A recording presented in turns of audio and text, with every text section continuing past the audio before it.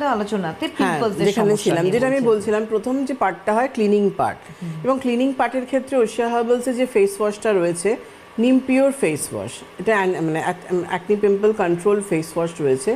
এই ফেস ওয়াশটা এতটাই ভালো, মুখ ভর্তি আপনার পিম্পলস থাকলে জাস্ট ফেস ওয়াশটা দিয়ে ক্লিন করলে আপনার মানে যতই পিম্পলস হোক না কেন, সেই পিম্পলসটা কিন্তু কন্ট্রোলে চলে আসে, আস্তে আস্তে আস্তে কন্ট্রোলে চলে আসে। কিন্তু আমাদের উদ্দেশ্যটা কি? কন্ট্রোল করা নয়, পুরোপুরি কিওর করা। পিম্পলসটা তোমার পুরোপুরি কিওর হয়।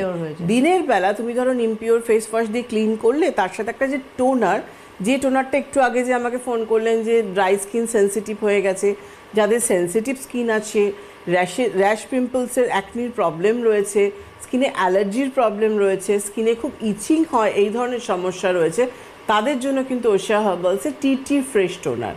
দেখুন দেখানো হচ্ছে টিটি ফ্রেশ টোনারটা। এটা একটা ওয়েট কটনের মধ্যে স্প্রে করে নিয়ে চোখের এরিয়া, ঠোঁটটা বাদ দিয়ে পুরোপুরি ড্যাব করবেন। যাদের অ্যাকনি হয়, সেই অ্যাকনিতে ওয়েট কটনটা ধরলে দেখবেন পরের দিন দেখবেন অ্যাকনিটা কত ছোট হয়ে গেছে। অনেক ক্ষেত্রে কী হয়, দীর্ঘদিন ধরে অ্যাকনিটা হয়ে হয়ে পুঁজটা জমে জমে সেটা শক্ত হয়ে গিয়ে সিডসে পরিণত হয়।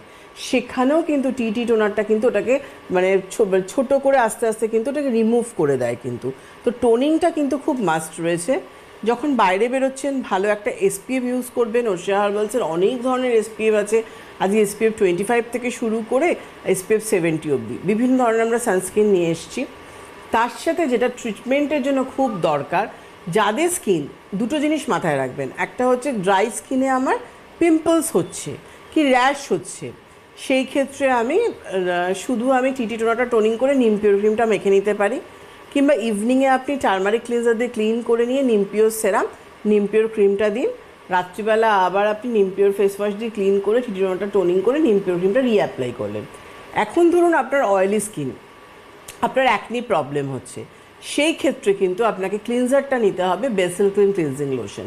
কারণ বেসিল ক্লিন ক্লিনজিং লোশনটা, বেসিল এমনি অ্যাস্ট্রিজেনের কাজ করে, তার সাথে সাথে অ্যান্টিসেপটিকের কাজ করে। আপনার পোর্সে যে এক্সেস অয়েলটা জমছে, সেটা কিন্তু বেসিল কিন্তু ওটা ক্লিন করে দিচ্ছে ওই অয়েলটা, এবং অয়েলটা কিন্তু আপনার কন্ট্রোলে এনে দিচ্ছে কিন্তু, যেহেতু ওটা অ্যাস্ট্রিজেনের কাজ করছে। যার জন্য কি যাদের অতিরিক্ত মাত্রায় অয়েলি স্কিনে র্যাশ পিম্পলস অ্যাকনি টেন্ডেন্সি চলে আসে, তাদের বেসিল ক্লিনজারটা মাস্ট হয়ে পড়ে। ইভিনিংয়ে তুমি বেসিল ক্লিনজার দিয়ে ক্লিন করার পর পোর্সটা তোমার ওপেন হয়ে গেল, তখন কি করতে হবে না, নিম পিওর যে অ্যাকনি পিম্পল যে সেরামটা আছে, এই সেরামটা দেবেন।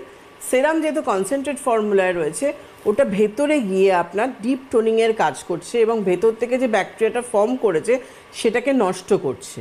এবং সেরাম দেওয়ার পর সবসময় একটা স্কিনের মধ্যে প্রোটেকশন লেয়ারের প্রয়োজন হয়, এবং এই প্রোটেকশন লেয়ারটা কি না, আমাদের ওশিয়া হার্বালসের নিম পিওর ক্রিম, যেটা অ্যাকনি পিম্পল ক্রিম রয়েছে। একটা ফোন